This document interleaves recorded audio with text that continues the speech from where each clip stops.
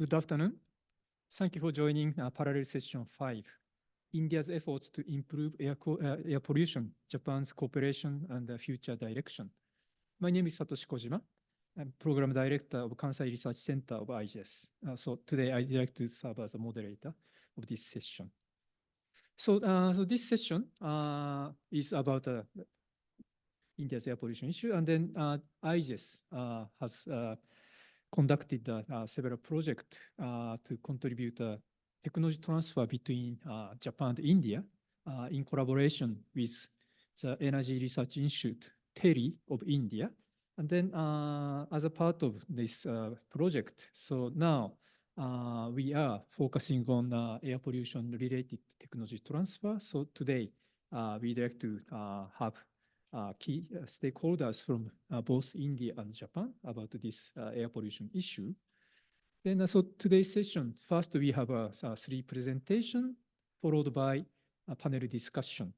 And then at the end, if time allows, I'd like to have some general feedback question from audience.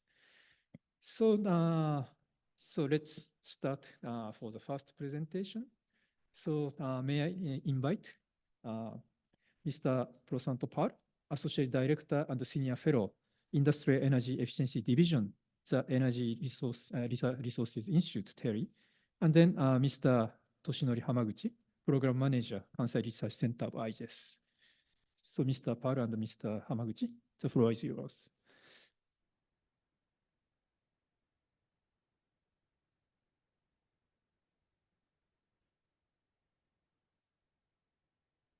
Thank you, Kojima-san. Good afternoon to all of you. My name is Prashanto Pal, and I work as Senior Fellow in TERI. And our presentation today is a bilateral collaborative project which we are doing with IGES of Japan. TERI is doing with IGES. The initiative is called Japan-India Technology Matchmaking Platform, or JITMAP for short. I will briefly take you through that before I give it to my colleague, Hamaguchi-san. Brief introduction about JITMAP. But before that, introduction about TERI, about the organization I belong to, the Energy and Resources Institute. It was established in 1974 with support from the Tata Group in India. And earlier we were called Tata Energy Research Institute. In fact, many people in India still know us as Tata Energy Research Institute. We are headquartered in New Delhi. And the photograph alongside here actually is of the headquarters, our headquarters in Delhi. And we have got regional centers in Bangalore, Goa, and Guwahati in northeast part of India, and also a presence in Japan. We have a staff strength of about 600 people, researchers, and the major activities in our institute, mainly research activities, involve climate change, energy, and environment, sustainable habitat, and sustainable agriculture. And also to mention that all the research activities are sponsored research programs.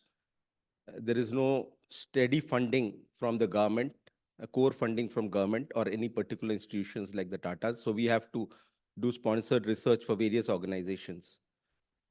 Now we are fortunate enough to collaborate with IGS for a number of years, and more recently in this initiative, which I call is a kind of a partnership between Japan and India, which is, we have got the generous support from Ministry of Environment, Japan in this, and it targets cooperation on environmental technologies, EETs, environmental technologies between the two countries. Just to mention about TERI is that we also host the World Sustainable Development Summit, which is organized every year in February. That is after 2 months. And this photograph is the Prime Minister of India, Mr. Narendra Modi, inaugurating the last WSDS. Let me take you very briefly through a decade of cooperation with IGS and between IGS and TERI, particularly on environmental technologies. We started way back in 2010 with a project called SATRAPS, which actually, the full name is here, Science and Technology Research Partnership for Sustainable Development, which is a program of JICA and GST, So it was a project for 4 years where we implemented Japanese technologies, energy efficient technologies like heat pump um, technologies, particularly in few pilots in India, in few factories. And then we introduced new technological practices on energy efficiency improvement in melting furnaces like induction melting furnaces and compressed air system. So this project, after this project, we have been fortunate enough to continue the cooperation. Particularly, I'll take you very briefly year-wise. In 2014, we had a joint crediting mechanism feasibility study to raise awareness about JCM among stakeholders in India and conduct feasibility studies regarding the application of compressed air system in Indian industry. Just to mention that compressed air system is very important because it almost accounts for around 10% of the energy consumption in industrial workplaces. And in 2015, we had also the project was supported by MOEJ, and we were continued the feasibility studies in Indian companies, but we added new technologies like once-through boiler, steam management system, compressed air system, and so on, and looked at the opportunities and particularly the challenges also in adopting Japanese technology in Indian context. In 2000 onwards, 16 onwards, we have actually started this under this initiative. We can call it an initiative, and it is a continuing initiative to promote Japanese low carbon technologies and environmental technologies in Indian businesses. And we have continued working on these technologies and added a few more as we move forward. And the target technologies, and more recently 2020, and this we have added environmental technologies, particularly related to air pollution control, as we are, this is the focus of this particular thematic track. Just to tell you about the other activities which we have been doing, let me see.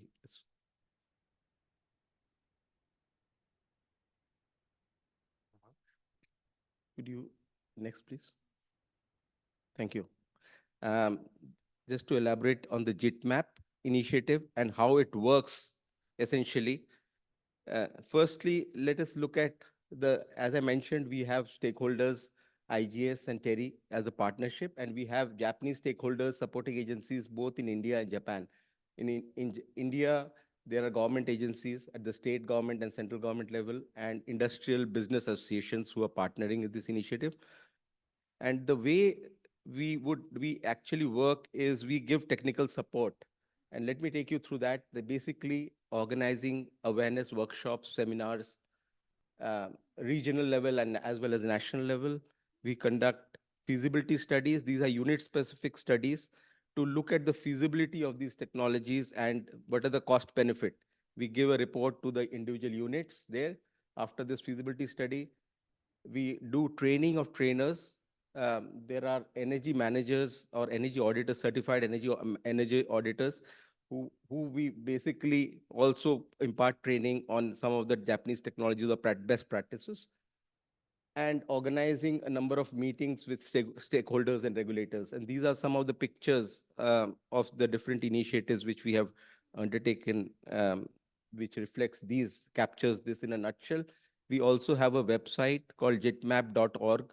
So those of you who are interested to look for more information, please visit our website, jitmap.org, which would gives actually summaries of the feasibility studies and so on in detail. Yeah. Well, just to give a final of the more detailed of the JITMAP activities and a flavor of whatever we have been doing. As I mentioned, these are the major activities like awareness activities and workshops.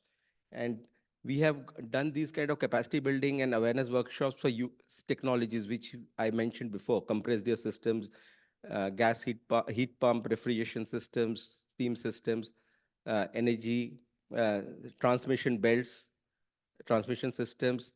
This is SEMS is actually continuous environmental monitoring system, which has been added since 2020, more for large industries where they require continuous environmental monitoring, and few others which cross-cutting across the different sectors.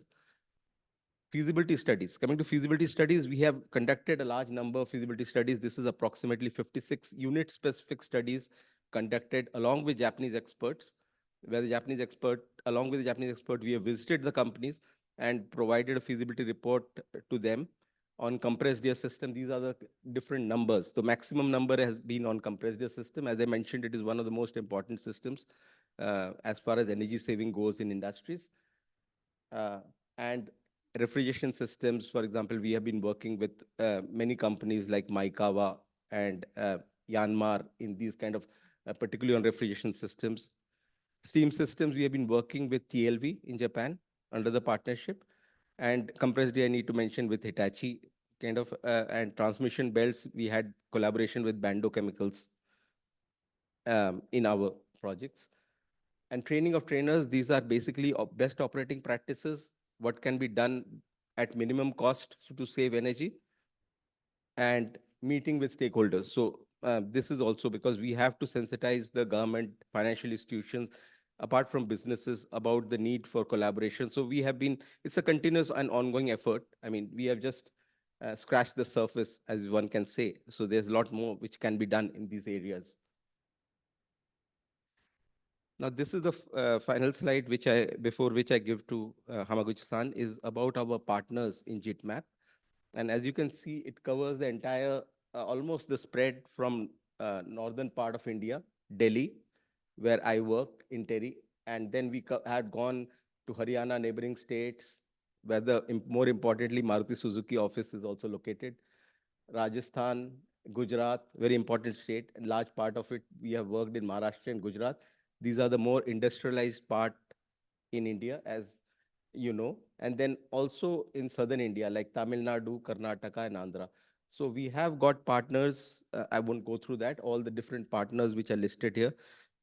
In the different states, they have been supporting of our activities in these, under the collaboration project. May I now request Hamaguchi-san to carry? Thank you very much, Parson. Thank you. Yes.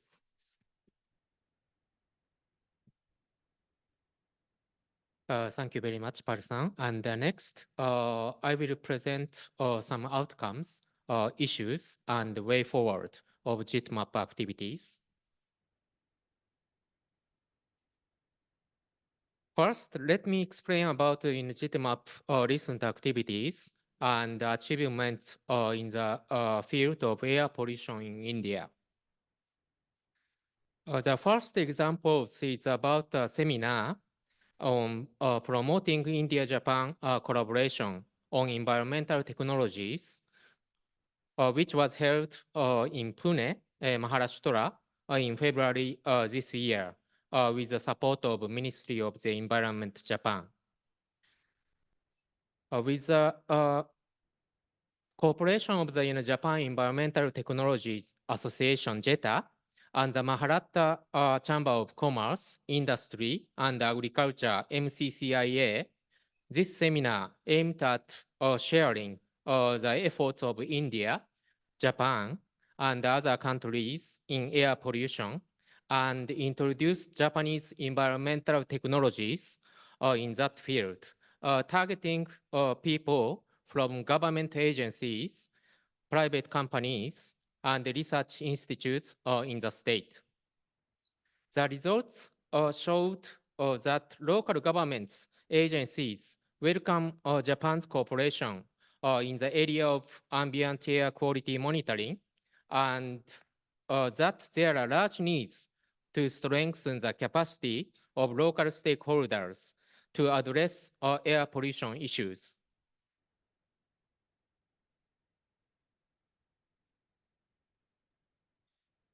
The second example is about the situational analysis and the needs assessment on the air pollution in India, which was conducted this year by IGES and TERI in cooperation with JETA, based on the result of the seminar that I just explained. This study focused on the current situations and needs of the ambient air quality monitoring and the stack monitoring in Maharashtra through literature review and interviews with local stakeholders. As a result, we found that there are issues that needs to be addressed to solve air pollution issues in each field. Specifically, the study found that the ambient air quality monitoring needs to increase the number of measuring stations, enhance monitoring and countermeasures, especially for PM 2.5 and PM 10, and strengthen the technical capacity of the staff of the implementing agencies.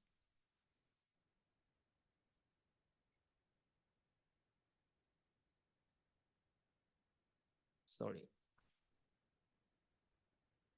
As for the stack monitoring, we found that it needs to strictly enforce the regulations, strengthen the technical capacities of the staff of the implementing agencies, and improve access to the information about the regulations and their effects. Based on the result of the study, IGES, in cooperation with TERI, JETA, and the Maharashtra Pollution Control Board, MPCB, made a project proposal for improvement of air pollution through collaboration of industry, government, academia, and people. The project purpose is that in Pune, Maharashtra, an effective air pollution control plan supported by air pollution factor analysis is developed through collaboration of industry, government, academia, and people. And in order to achieve it, this project will strengthen the capacities of relevant stakeholders in the ambient air quality monitoring, as well as in the stack monitoring, and provide enough relevant information on air pollution to local residents.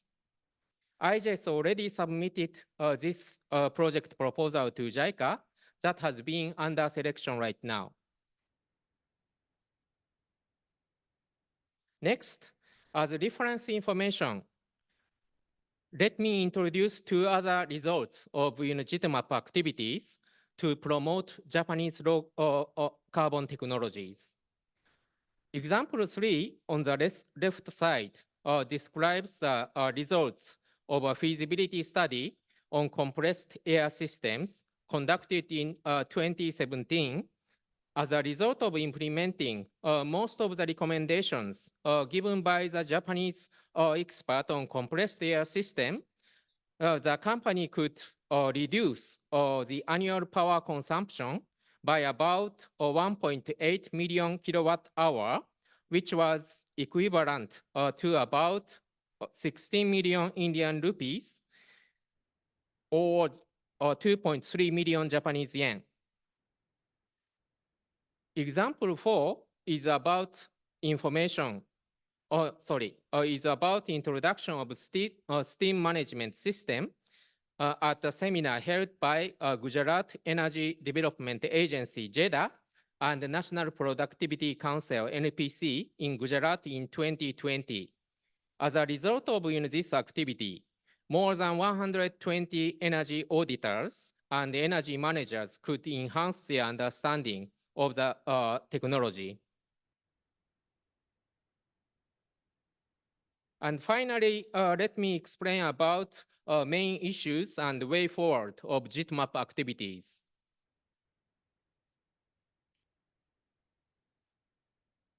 The first issue is that there is still a great need for JITMAP activities to improve the understanding of Indian stakeholders, especially small and medium enterprises, SMEs, on Japanese environmental technologies. Therefore, the activity needs to be continued in cooperation with relevant implementing partners in both countries. The second issue is that JITMAP organization and activities need to be further strengthened. And to this end, firstly, we have expanded our target technologies to include environmental technologies and are working to strengthen cooperation with main stakeholders, including JPRSI, the Blue Sky initiatives by Embassy of Japan in India, JETA, JICA, etc. Secondly, we will try to continuously implement technology needs assessment in order to increase the number of target technologies and implementing partners for JITMAP activities. As this example, we will soon implement a training on Japanese foundry technologies that are identified in our technology needs assessment in 2022, and it will be conducted for local energy managers in Tamil Nadu in January next year. And thirdly, as we have just made a proposal for a technical cooperation project in the field of air pollution, we will continue to use the results of our technical needs assessment to prepare a project proposal and obtain funds for our JITMAP activities.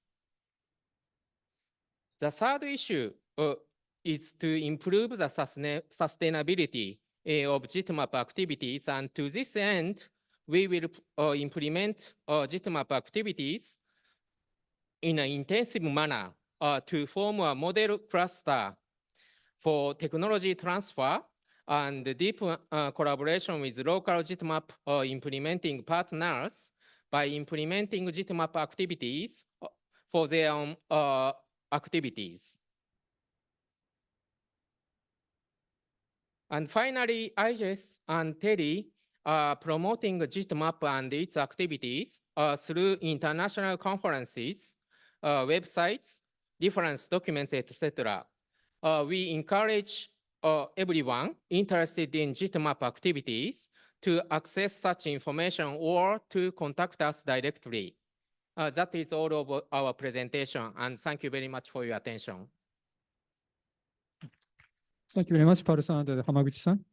Okay, so let's move to the next presentation by Mr. Sujit Doran, Regional Officer, Maharashtra Pollution Control Board, MPCB, India. So Mr. Doran attend via online. Hi, Mr. Doran. Yeah, good afternoon, sir. Good afternoon. So yeah, could you start your presentation? My presentation screen is visible? Yes, yes. First.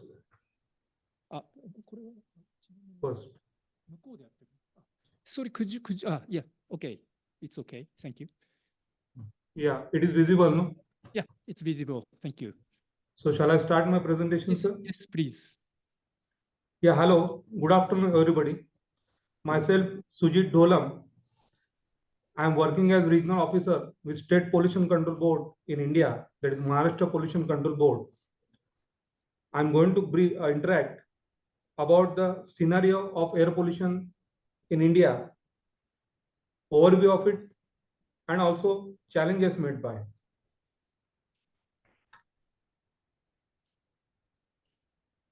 So, mostly like to discuss about the contents of presentation will be air pollution of India overview, challenges faced by, there are various mandates, challenges, India's approach to tackle pollution, and India's journey's milestones.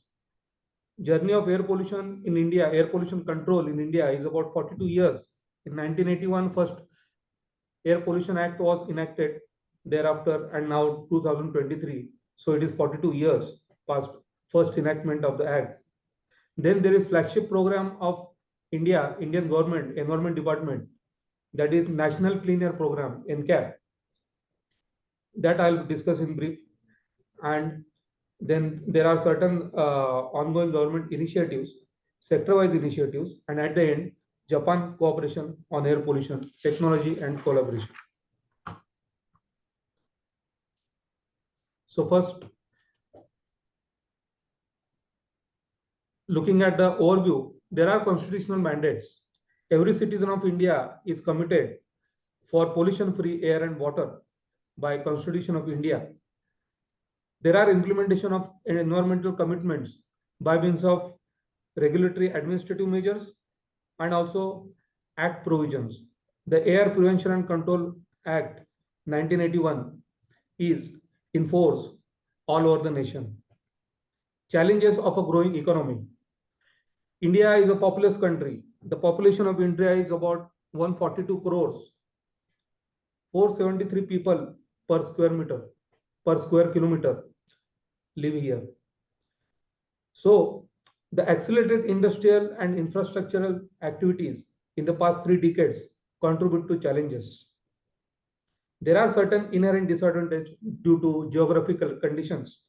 Indo-Gangetic Plain is essentially landlocked. The Himalayas prevent polluted air from escaping to north. Also, there is alluvial soil which significantly contributes to wind-blown dust, which compounds to air pollution wars in the region. So coming down to overview, rise in pollution due to vehicular, industrial, infrastructural growth rates. There is in recent years, there is surge in pollution, mostly in the developed cities, urban areas. So local air quality specific pollutants, the main pollutants which have been seen in the ambient air quality monitoring results are PM10, PM2.5, SOx and NOx. Health concerns and ambiguous statistics, being a developing country, these things ensure pollution in control, grows sustainability. There is rise in air pollution impacting public health. So challenges faced by India in this journey of air pollution control can be categorized into 5. Challenges in regional air quality cooperation, challenges in public indifference, data reliability issues in Indian cities, research gap in medium scale city pollution. Then there is traffic inefficiency. This is one of the biggest challenge for India. India's approach to tackle air pollution. In 1981, first Air Pollution Act was enacted by means of legislation. Policies like I said, National Clean Air Program are in force since October 2018. Collaborative governance. In India, there are 29 states, 6 union territories. So collaboration of all the central ministries, state governments, stakeholders, and develop and implement air pollution control measures is a big task. Identification of polluted cities based on the violations recorded, violations of national ambient air quality standards. Then there are data-driven actions, global engagement, awareness, response, regular updates on air quality like WHO, ambient air quality database, raise public awareness, facilitating a more robust response to protect public health.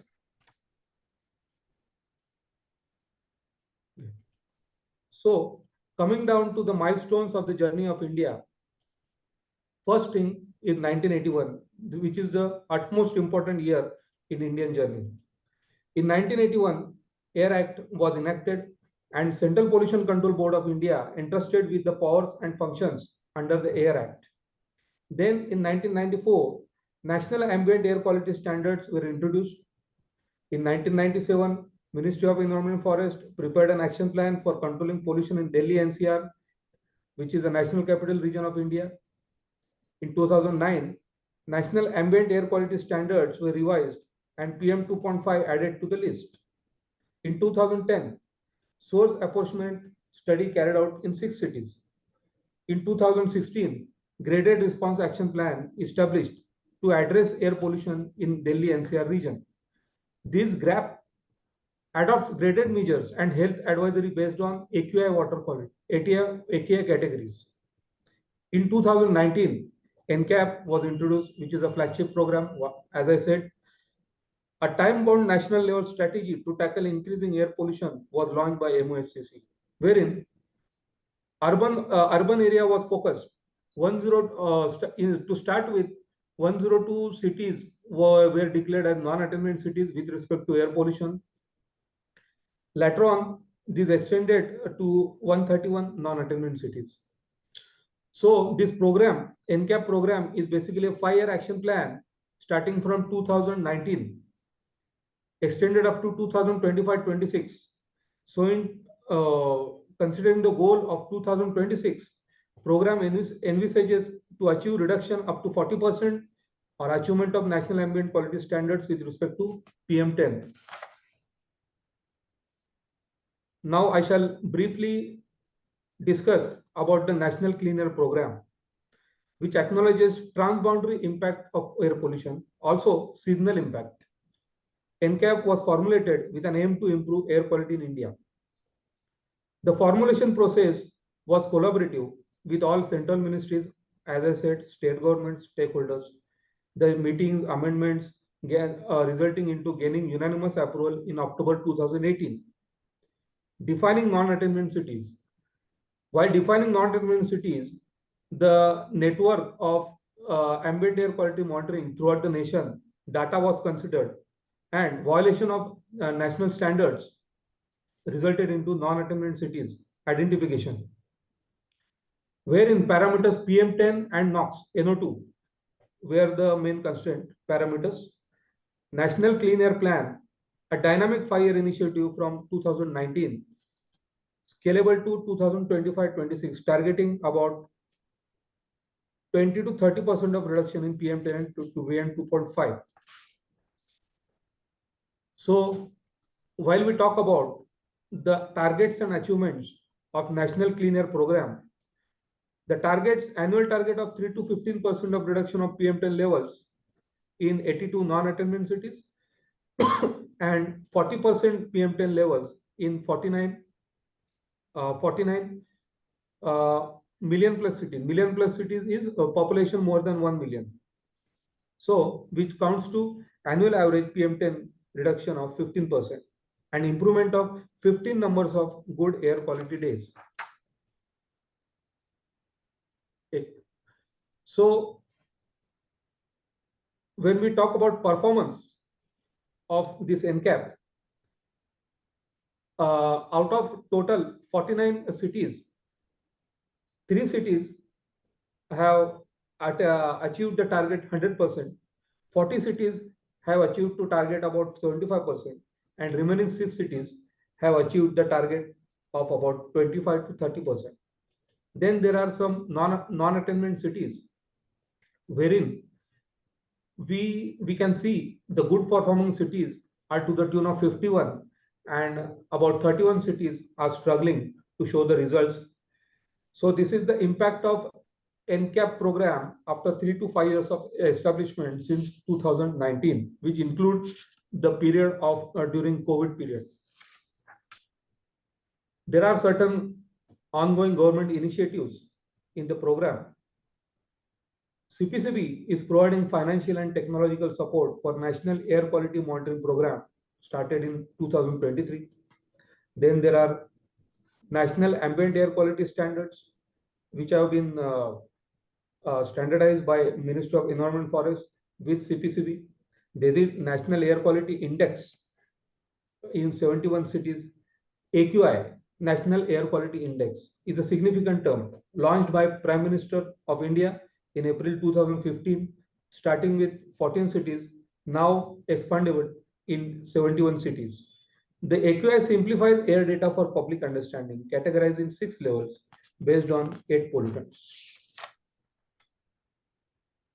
Then there is 42 action points plan, which was initially for Delhi NCR region and now in targeted 22 districts all over the nation. Environment Pollution Prevention and Control Authority, EPCA, was also formed. Then there was graded action plan, a graded response action plan.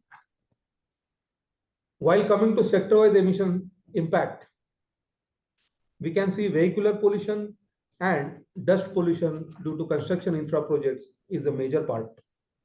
So initiatives by government, Bharat program was introduced, mandating norms for fuel and vehicles. Bharat 4 to Bharat 6 has transitioned the permissible sulfur content in the fuel from 50 ppm in BS4 to maximum 10 ppm in BS6 compliant fuel. Then there is vehicle age restriction. So resulting into an ecosystem to phase out older, earlier unfit polluting vehicles across the country.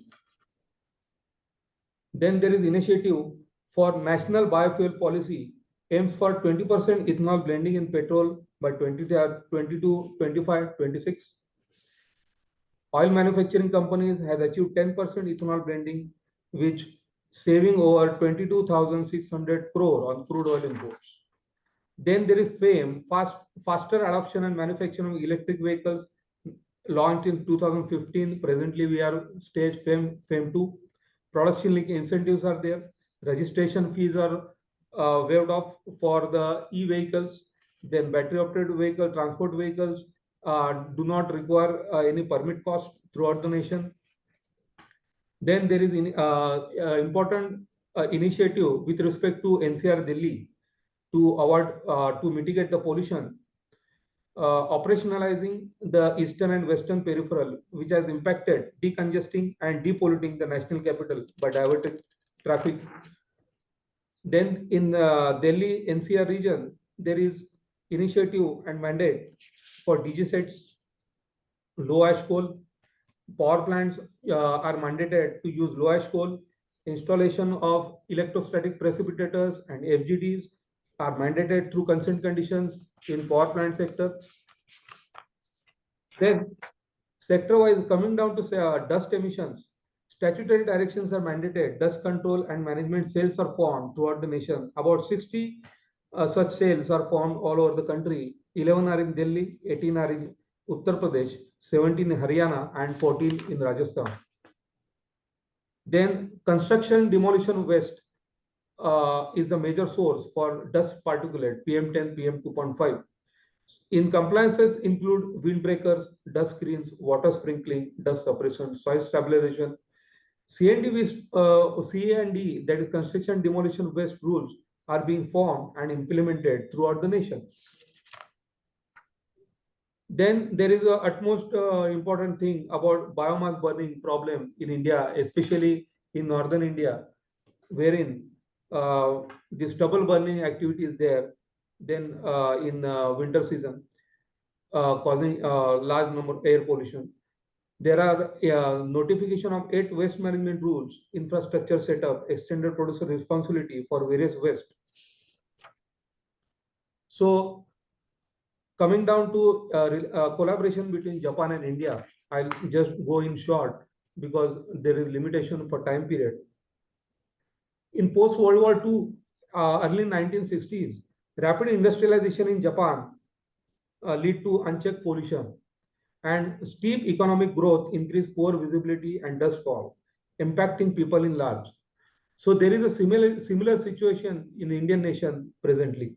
Similar pollution challenges exist in today's Indian cities and population. And Japan is now a global leader in eco-friendly technologies, shares expertise with India for sustainability. Collaboration between the governments address environmental issues for a more sustainable future. Blue Sky Initiative. The Embassy of Japan in India launched Blue Sky Initiative for India's air pollution, fostering cooperation and implementing Japanese technologies. Thrust area mainly include coal power implement, dust suppression, solar irrigation, next generation vehicles, and flue gas desulfurization. Initiative has been taken for NTPC in 2009. Sorry. Then there is Japan-India Technology Matchmaking Platform, JITMAP. Amid India's rapid urbanization and industrialization, industries seek cost-effective pollution reduction.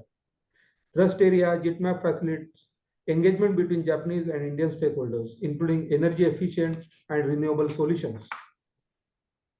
Japan Clean Energy Partnership. India and Japan collaborate for secure energy supply, promoting sustainable economic growth and addressing climate change goals. Japan-India Meteorological Department and UNDP announced initiative for climate action, aims to accelerate climate resilient development across 10 states, union territories. Japan grants about $5.16 million to UNDP India for IMD UNDP project. Japan International Cooperation Agency, JICA, is Japanese agency promoting international cooperation, providing official development assistance. JICA supports Indian infrastructure projects through ODA, technical cooperation and grants, fostering sustainability and pollution reduction. India-Japan Fund, IGF, National Investment and Infrastructure Fund collaborates with JBIC for $600 million India-Japan Fund, focusing on environmentally sustainability and low carbon emission strategies. Government of India contributes 49% and JBIC, that is Japanese Bank for International Cooperation, contributes 51% of the fund. This is considered to be a key milestone in Japan-India strategic partnership. So coming down to future approach, let me tell you that India is a developing country. So there is some kind of air pollution is bound to be there when such a large number of infrastructural activities are presently going on in all over the nation, which include various train projects, various metro projects, road projects, and highway projects. There are many such projects, power projects. So future approach shall mainly consisting of points: regional airshed approach, comprehensive approach, coordinated initiatives and fundamentals, public transport promotion and smart planning, simultaneous urbanization and pollution mitigation, and of course, integrated cost-effective solutions. So this was all about my discussion with respect to overview of India and future approach towards mitigation measures. So that's all from my side. Thank you very much for giving. Thank you very much, Mr. Doran. Yeah, thank you. Yeah. Thank you so much. Very, comprehensive information-rich presentation. Thank you very much. So now I'd like to invite Professor Sachiko Hayashida, visiting professor, Research Division, Research Institute for Humanity and Nature, RIN. So Professor Hayashida, the floor is yours.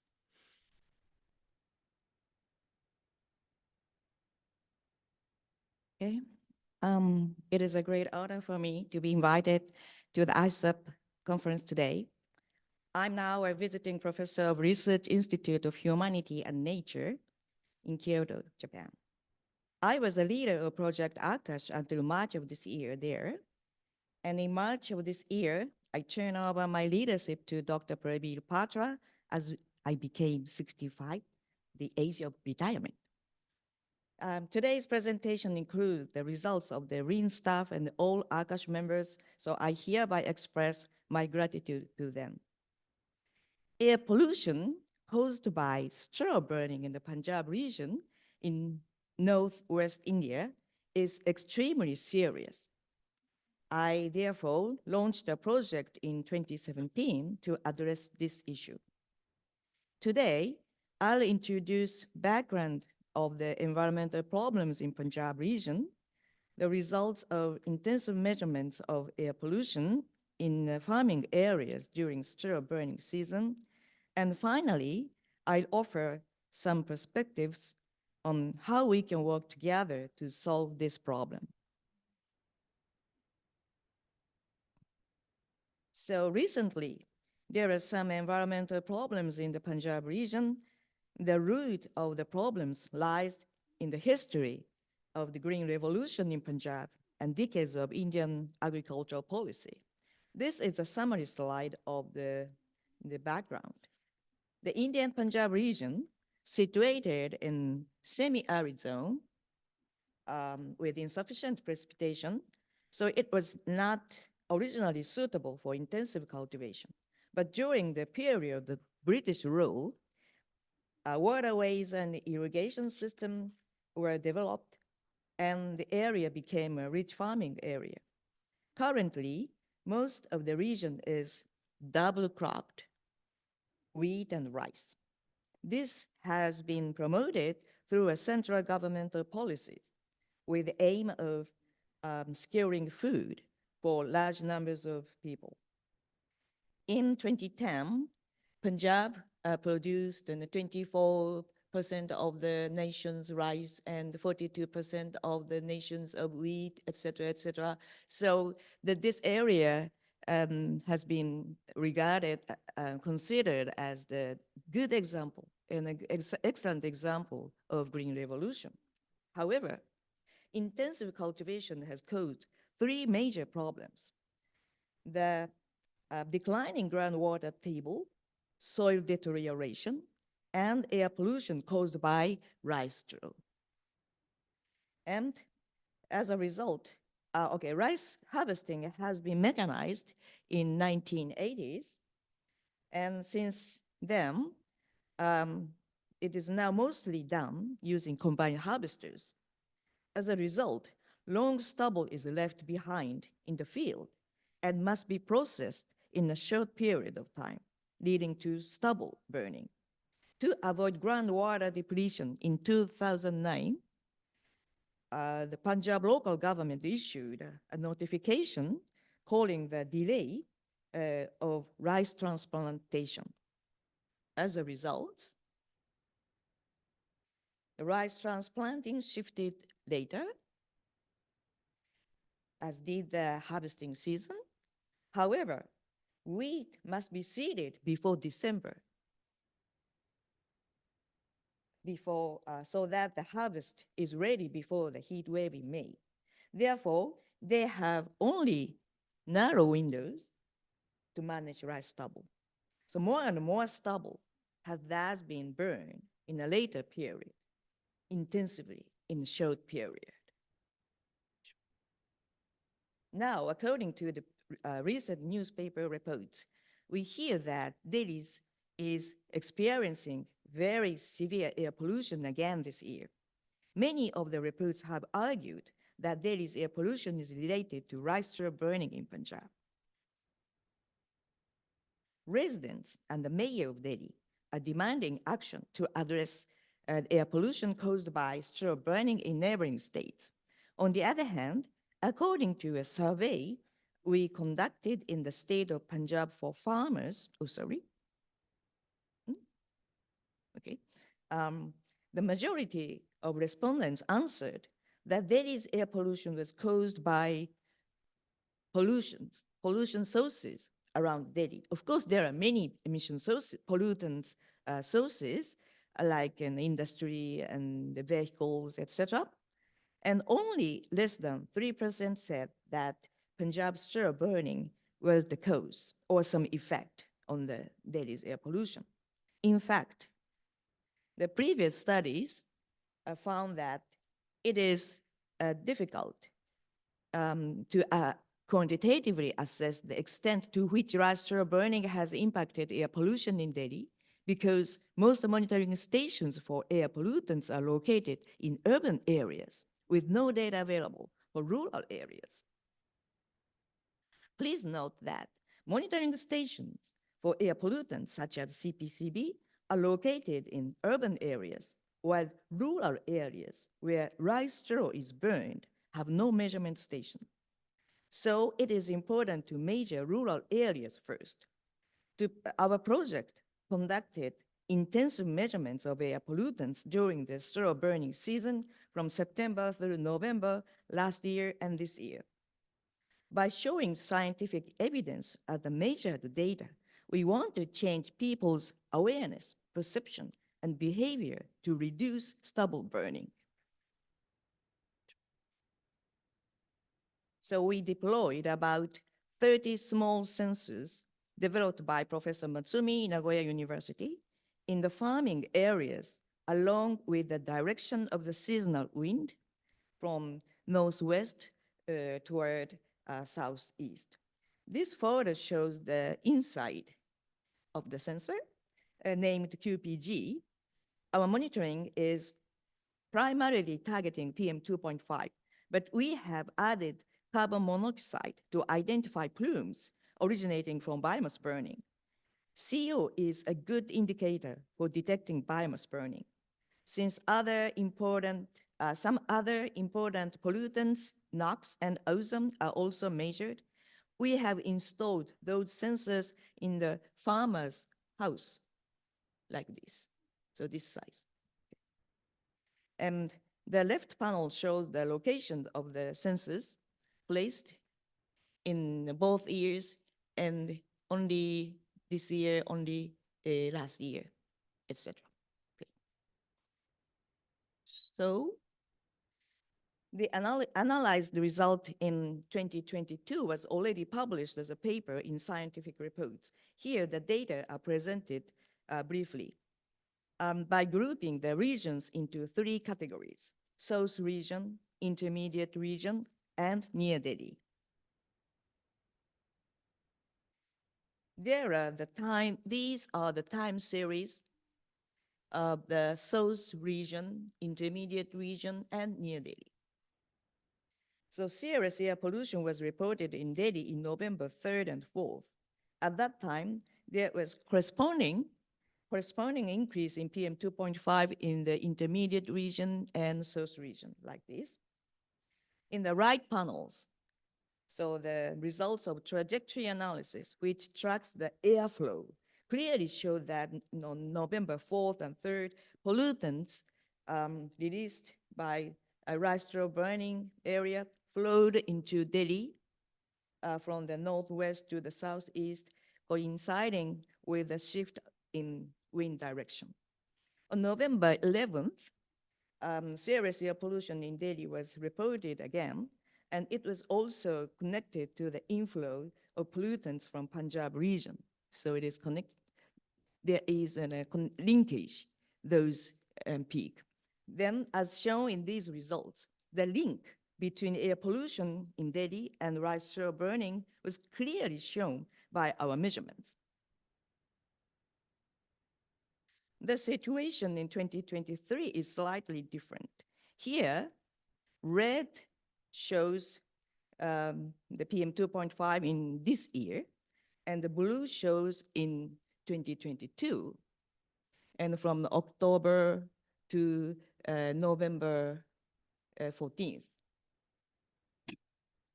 And both Punjab and Delhi experienced a high concentration of PM 2.5 in early November. But wind direction analysis does not necessarily indicate that air pollutants flowed into Delhi from the northwest to the city. Then the linkage is not straightforward.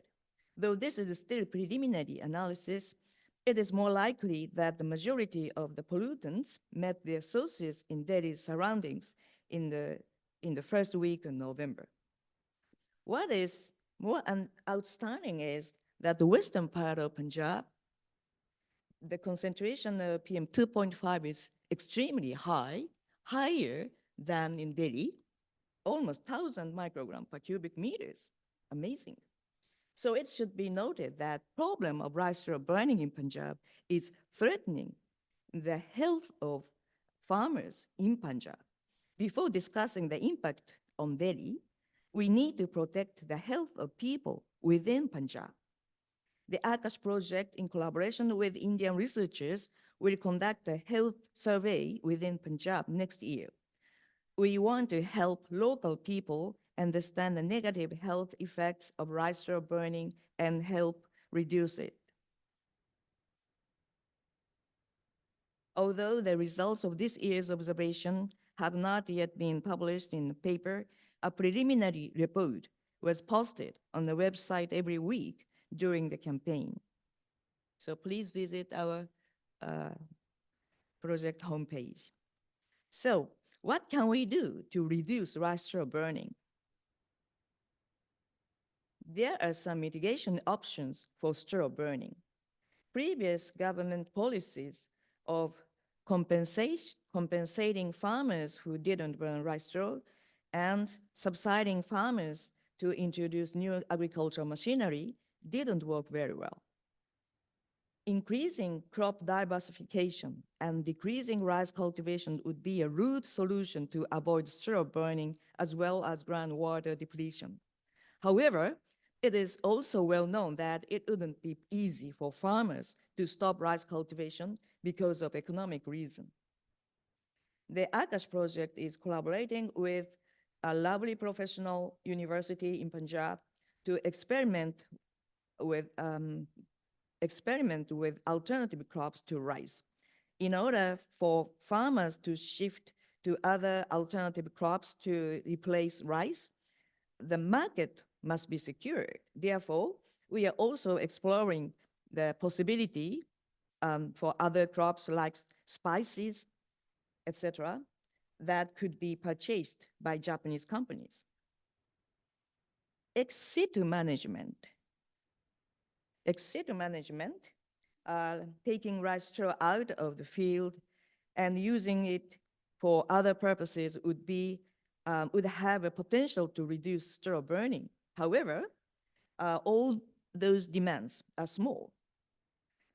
On the other hand, expectations have been growing in recent years for the use of rice straw as biofuel.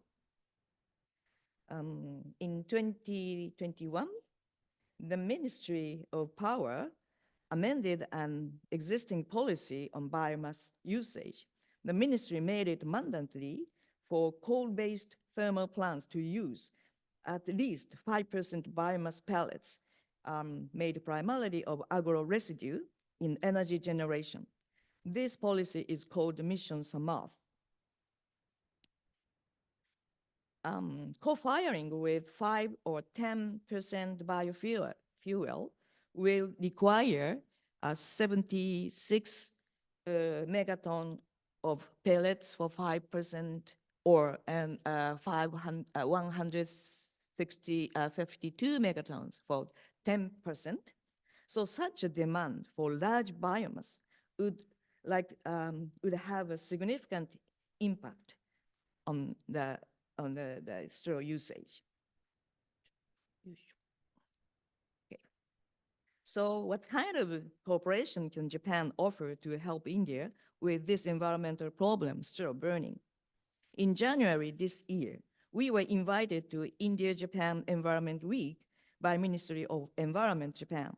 We organized a seminar as one of the 6 seminars there. The Minister of MOE Japan and the Minister of MOEFCC India made opening remarks referring to the cooperation between the 2 countries toward a low-carbon society in the future. So Prime Minister Modi has pledged to the international community that India will achieve net zero carbon emissions by 2070, and we must work together to build a low-carbon society. So in the Akash seminar at the Environmental Week, biochar project in Japan was introduced by Dr. Shigeto Sudo Naro, one of our project members. Biochar immobilizes biomass in the soil, making the carbon flux negative rather than neutral. So in our project, we are experimenting biochar production in Labri Professional University, Punjab. And a Japanese company, Chiromso, was also introduced at the seminar. They develop a machine that grinds hard rice husks and rice straw and convert them into briquettes. It is called grind mill, which was developed based on shipbuilding technology, and it produces briquettes through compressing and heating process.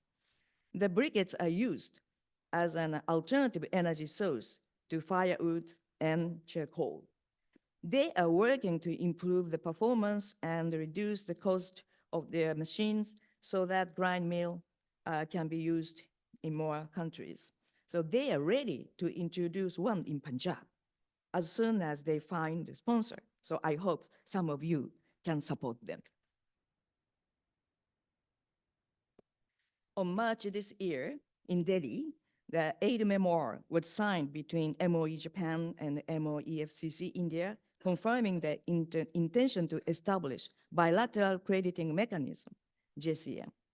Based on this aid memoir, discussions are currently underway for the signing of a memorandum of cooperation on the establishment of JCM.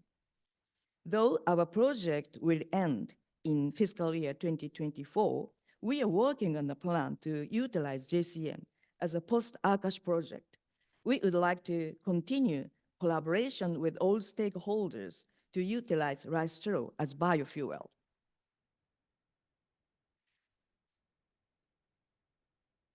So this is the last slide in summary. The IQAS project conducted intensive measurements campaigns during soil burning season in 2022 and 2023. And we found clear linkage between Delhi's severe air pollution in November 2022. And also we found considerable contribution of local pollution as well as soil burning in 2023. We are conducting a study on crop diversification by experimenting in some other alternative crops with Lovely Professional University in Punjab. And also we are experimenting the production of biochar and also doing a study of GHG gas emissions. And we expect in future we can start initiate a post-IQAS project for the use of biofuel, rice straw as biofuel in future. Thank you very much. Thank you very much, Professor Hayashida. So now let's move to the panel discussion. So panelists, could you come front? Yes.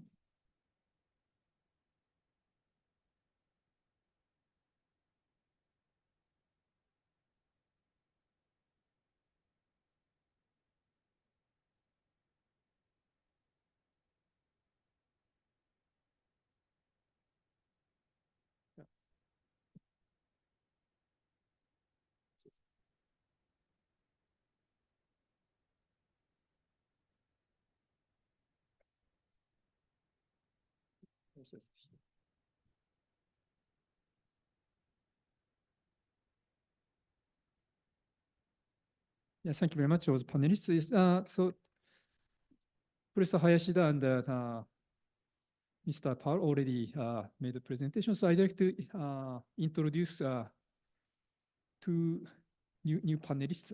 So first, so Mr. Takeshi Kobayashi, most right, Mr.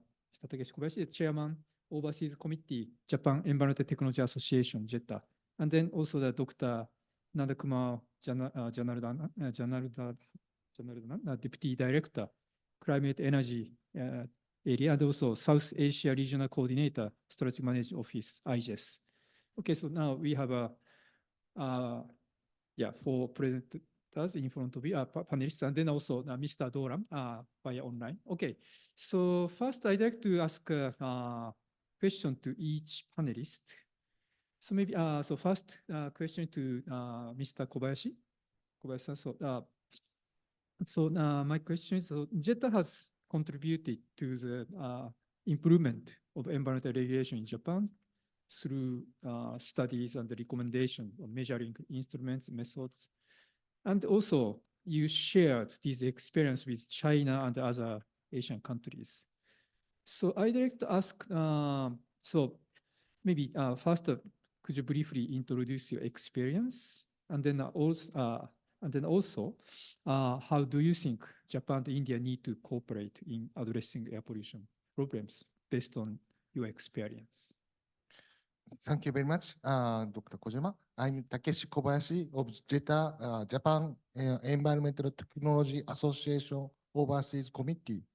JETA is made up of a monitoring and analyzers and maintenance company in Japan.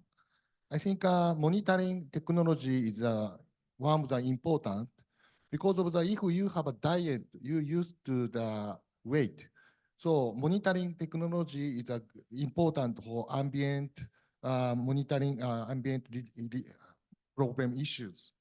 It is one of the what I'm thinking. And also, I believe the environment measure need to be adapted for each country. I cannot bring to the Japanese experience. However, in Japan, in the past, is also ambient is not so good. So in Japanese case, we used to some of the each factory made a voluntary regulation with analyzer monitoring technology. This is a Japanese experience. And also, I have some of the collaboration with IGES to cooperate with Chinese air quality issue also. In that case, we have some of the exchange technology, measuring technology or low concentration exhaust gas from the power plant and the VOC measurement. So this is a requirement coming from the Chinese government. We like to share our experience. So in India also, I learned the air pollution is not so good. So Hamaguchi-san already mentioned, I already visited in the February in this year. We have some of the seminar. So I think we should have some more communication, how to reduce ambient air issue. It is one of the way. And also, I'm Horiba company as a JETA members company. So Horiba also selling to the ambient air monitoring system to India, and also some of the customer requirement to measuring to the PM 2.5 in organic component.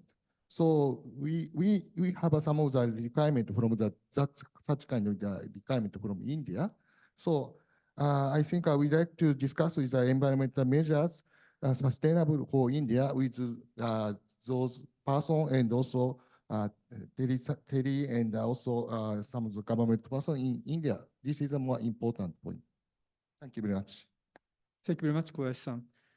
Okay, so now I'd like to ask a question to Dr. Nandakumar Janardhan. So you have been involved in various research activities in India and then Japan-India cooperation.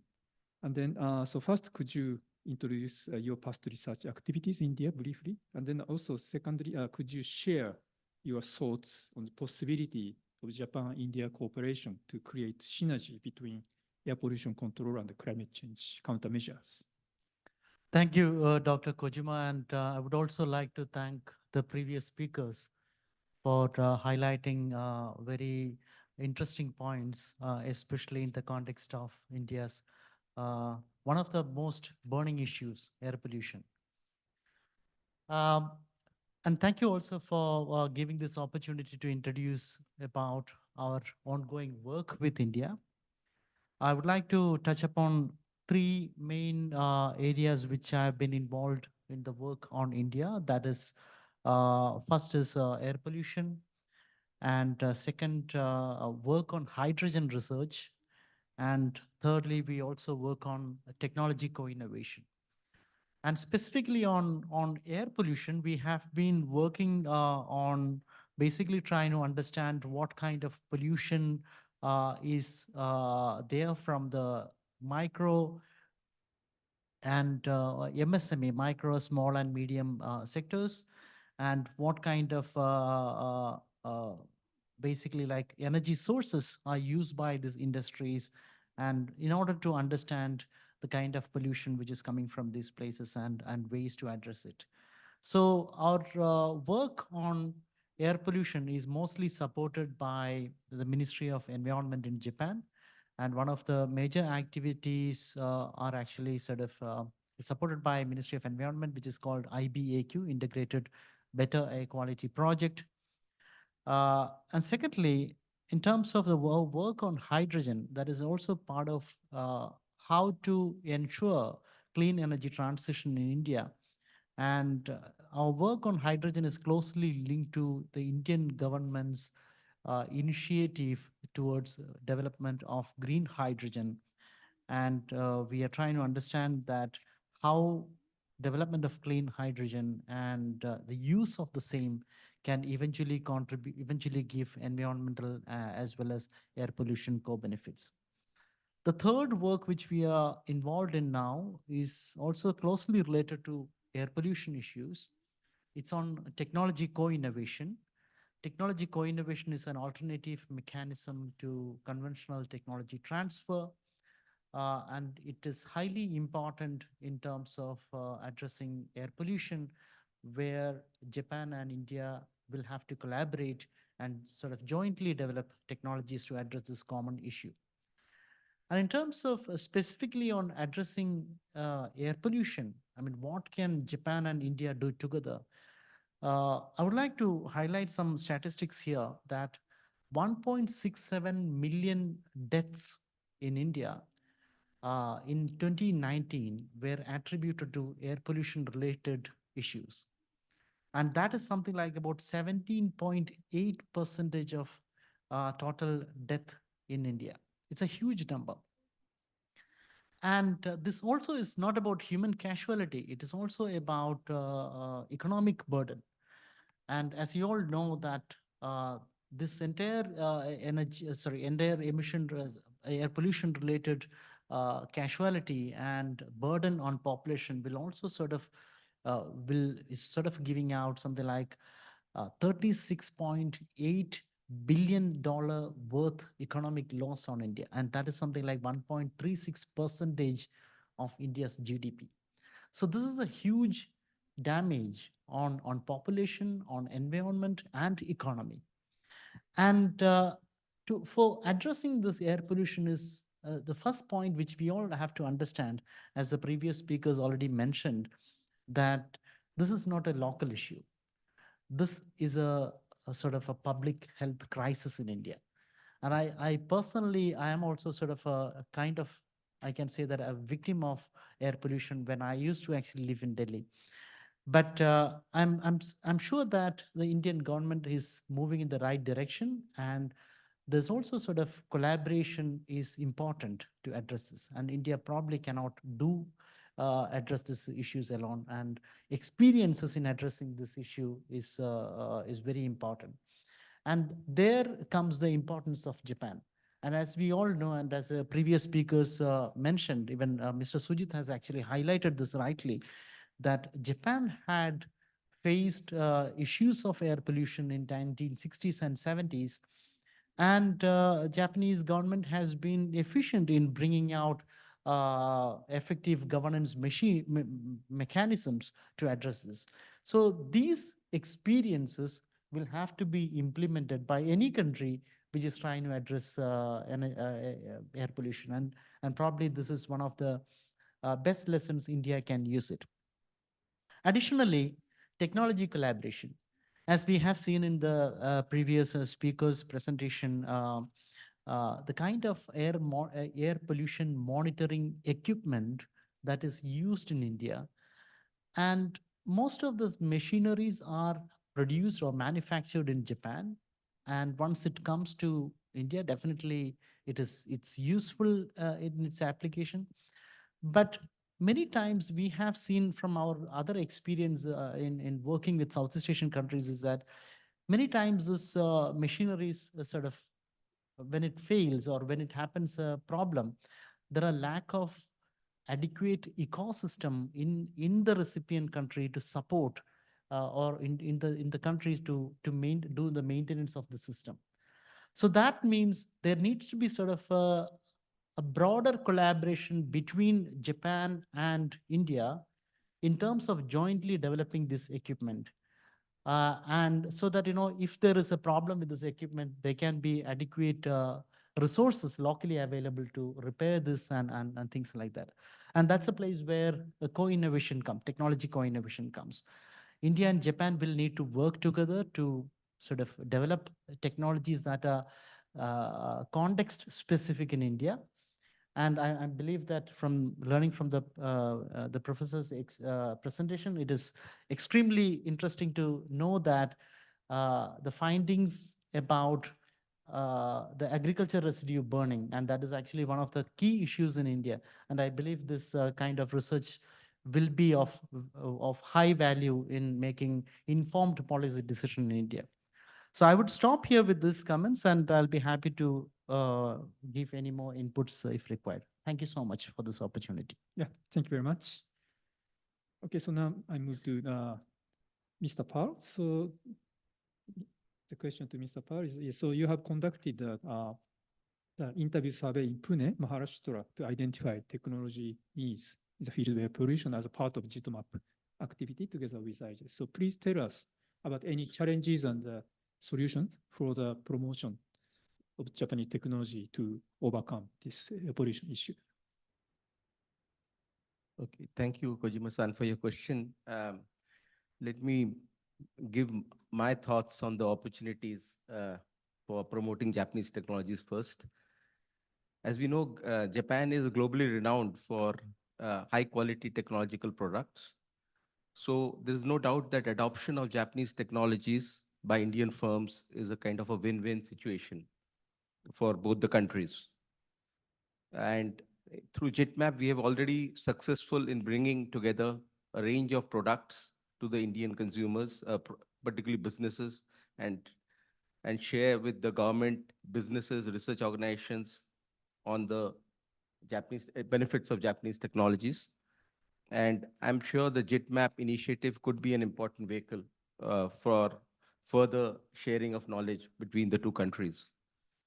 But obviously, there are some barriers which needs to be addressed in the way, and it is very important to focus on that. I will just mention three barriers which, to my mind, are very important. First is the relatively low awareness about the Japanese technologies and their suppliers. So this barrier, obviously, awareness barrier can be tackled through dissemination activities such as the awareness workshops or training programs, and also site-specific feasibility studies for at the consumer's place, end user's place. And there is obviously a need for scaling up capacity building activities through much more, organizing many more of such events. And setting up pilot projects is an effective tool for promoting Japanese technologies. And and also for a country like India, one or two pilot projects may not suffice. And you need much more number of demonstration projects, because seeing is believing. Let me move to the second barrier, which is the most important and talked about, is the financial barrier, which is the high cost of Japanese technologies, which my previous speaker also mentioned. And to address the barrier, to my mind, apart from the points which are suggested, is to develop innovative financial mechanisms, which can integrate through technical assistance as well as financial assistance together. And that essentially the package should be to provide a simple solution so to address the higher upfront cost of the Japanese technology. Now, how it could be addressed is, as we know, there are a number of financial schemes, both from JICA and many other like JBIC, which we heard, probably, and also multilateral institutions like ADB and so on. So probably we need to leverage the funding to promote Japanese technologies and probably offer innovative financial models which can have a payback on investment. So that, to my mind, that is very important, apart from few other things which can be done, which was covered by my previous speaker. And the third, I will just dwell on the third barrier to my mind, is a communication barrier. So I don't mean essentially the communication barrier is Japanese and India, like English, but it is the way you communicate about the technology and more about the strategy by the language. And because, as we all know, India is a very cost-sensitive market. And only arguing environmental benefit or CO2 benefit has little weight in terms of marketing. It has to be addressed as a more of a strategy which could pin around monetary benefits by adopting the technology, longer life, better quality, and so on. The co-benefits of adopting the Japanese technology, as well as strengthening linkages between Indian businesses, policymakers, and academic institutions. And we had already some examples, but much more needs to be done. Something is being done, but obviously much more. And particularly the academia industry partnerships, which can be definitely strengthened, I believe, by supporting pilot projects which can bring industry and academic together. And in that, involving students, because we could leverage students and to leverage the larger civil society for disseminating environmental technologies particularly, and to put pressure on the local governments or the central governments to implement solutions which can be suitable for local needs. Let me give a small example in that regard. I had visited, uh, for example, a steel plant in the state of Jharkhand recently, about a month back. And what we found was that there was the pollution from the steel industry because of lack of effective pollution control systems was polluting the local land, reducing the fertility, impacting the local health, mainly the people, the tribal people who live in that part of India, Jharkhand. To the Japanese audience, it may be Jharkhand may not be well known. So just if I can mention that it is quite near Bodh Gaya, which is the birthplace of Buddha. And from there, I mean, what one can do is if we can involve the local community and the policymaker to put pressure on the businesses, that could be an effective model to, I believe, force the business to adopt cleaner solutions.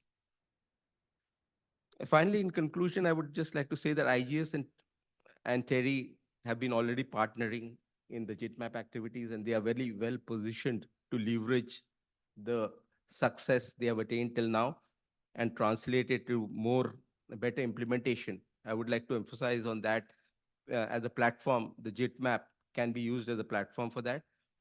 And there is a large scope to strengthen bilateral cooperation between the two countries by expanding not only JITMAP, but even if we can add more companies, more businesses to come together through that platform. And finally, of course, but last but not the least important is to leverage additional resources to have a much more larger scale effort and not do some small pilots, whether we can either we can leverage efforts, funding from the government of Japan or from philanthropic foundations in Japan also could be a very important tool in this regard. Let me stop here. Yeah, Thank okay. you. Thank you very much for very concrete suggestions. Okay, so now I'd like to ask a question to Yoshida Sensei. So the main objective of the ACASH project is to promote social transformation towards cleaner air, improved public health, and a shift to sustainable agriculture. So to what extent have your project achieved these objectives so far? And then what the specific challenges do you face in achieving them? Thank you, Kojima-san. Well, I submitted a proposal for the ACAS project to RIN in 2017. And after a 2-year feasibility study and 1-year pre-research period, the project started in 2020. Unfortunately, as soon as the project started, we faced the COVID-19 pandemic. So for the first 2.5 years, we were unable to travel to and from India at all. So this made the progress of the project extremely difficult. So however, thanks to the ties and friendship we had established with collaborators in India during the preliminary research period, we were able to install air pollution measurement sensors in India. And in the 3rd year, we were finally able to make observations. The group in charge of social surveys commissioned a local NGO to conduct a questionnaire survey during the period of the corona disaster. And this year, they themselves went to the site and conducted interviews. The results revealed that economic conditions of the farmers and the fact that farmers were by all means compelled to burn rice straw for economic reasons. So the group that was slowest to act was the public health group, including medical doctors. The corona disaster has prevented us from conducting any local health surveys at all. And we are still in the process of reviewing the paperwork to obtain permission from the Indian Ministry of Health. Thus, although we have fallen far behind our original plan, I believe that in 3.5 years, we have almost completed the elements of our research goal to promote a change in the behavior of local farmers. During the next 1 year and 3 months, we must compile these elements So integrated all those factors into a set of recommendations to the stakeholders. So we must then prepare for the launch of post-ACASH in order to apply these recommendations to social implementations. As I mentioned in my presentation today, the government's rice straw burning measures are not going well. Our solution, in my opinion, is first to reduce the rice cultivation by promoting crop diversification. And to do so, it is important to find crops with high market values so that the economic condition of farmers improves, and to add values by processing. Furthermore, the use of rice straw as biofuel has been attracting much attention due to the emission smart policy. And we believe that the JCM agreement between Japan and India is a good opportunity to develop a plan to reduce fossil fuel consumptions by using rice straw as biofuel with Japan's own technology, like Tromso. However, the utilization of rice straw involves the collection and storage of rice straw left in the field, as well as the securing of a marketing network.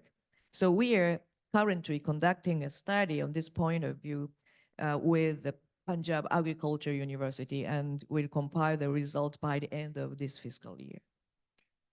Thank you very May I much. stop? Yeah, hi. Thank you very much. Okay, so now to Mr. Sujitoram. So sorry, time is very tight now, but anyway, yeah, I'd like to ask a question. So today there are lots of presentation about Japan-India cooperation, but then from your perspective, we'd like to have your frank impression of these cooperation activities, and then also what kind of concrete cooperation do you think might be very helpful to solve these air pollution problems, particularly in Maharashtra in the future? So, Mr. Doran. You're muted. Am I audible right now? Yeah, now we can hear you. First of all, thank you so much for the question. And thank you so much for the invitation from IGES. Due to some technical, last moment technical problems, I could not attend in person. But thank you for giving me opportunity to attend this online. So coming back to the answer of the question, Government of Maharashtra and Japan have forged collaborations in building state-of-art public transport infrastructure. As a normal person staying in Maharashtra, I will soon be witnessing the boon of this collaboration. One recent example of this cooperation that I wish to share with the esteemed participants of the conference is Mumbai Trans Harbour Line, MTHL. This is the sea coastal highway that is being built up in cooperation with Japan. The state-of-art transportation infrastructure which connects South Mumbai to Navi Mumbai via sea, thereby reducing the travel time to within 20 minutes from current time of about 2.5 hours. Around 1 lakh vehicles will use this MTHL bridge every day. This project, which will be completed soon, will reduce the vehicular emission of air pollutants by reducing traffic congestion. Not only this, the quantum of fossil fuel as well as time that will be saved by using this kind of an infrastructure will be of immense use. This kind of cooperation is going to create a lot of positive impact, especially in reducing the air pollution. Such sustainable cooperation in infrastructure development is something that we can strengthen. Government of Maharashtra and Japan can further build the following avenues for collaboration and cooperation. Coming to regular collaboration, which will be for developing best practices for sustainable infrastructure development. We need to forge concrete cooperation between Government of Maharashtra and Japan from regulatory perspective. The context of this is that as a growing economy, infrastructure development projects are the need of an hour for us as a developing country. But these come at a cost to the environmental degradation via aspects like fugitive emission that lead to air pollution, at least during the execution phase of such projects. We need to develop cooperation to find sustainable infrastructure practices. Infrastructure cooperation, which include building intelligent transportation systems to strengthen public transport. The population load on cities is increasing day by day, and so is the number of private vehicles on road. Vehicular emissions are one of the major sources of air pollution in the cities of India. We cannot rely only on end-of-pipe solutions to solve this. We need to explore all options to strengthen public transport infrastructure. And last but not the least, of course, research and development. Advanced research in the field of infra, transportation, pollution abatement, climate studies, carbon emission reduction, it's all where both parties can work to develop sustainable solutions, can be a critical avenue for collaboration. So I shall stop here, and thank you so much for giving me opportunity to present myself. Thank you. Thank you very much, Mr. Doran. Sorry that now time runs up, so just quickly wrap up. So yeah, thank you very much for all the speakers and panelists. So yeah, you raised lots of issues with some concrete examples how to promote this collaboration between Japan and India to address these very important environmental issues. And then we realize there are also already there are many efforts and the good examples, but also still there are big gap. And then like yeah, financial gap, and then also maybe some how to say, maybe like a structure problem also. So we need to not only try to like transfer technology or like provide good practices, but also maybe we have to think about like legal framework to support such kind of activities. So there are many challenges we have to tackle, but there are already like some good signs to overcome these gaps. So thank you very much for all the information. And then so lastly, I'd like to have just a logistic announcement. So after this session, we will have a closing session from 5 o'clock in the largest room, room 503. And then in closing session, we look back this ISAP whole event with a younger generation's feedback. So please join us. And then if you are watching this session online, please use the link in the chat to enter the closing session, because the link to closing session is different from this session's link. So please check your chat box. So again, thank you very much for your participation. And then also please give a big hand to all the speakers and panelists. Thank you very much.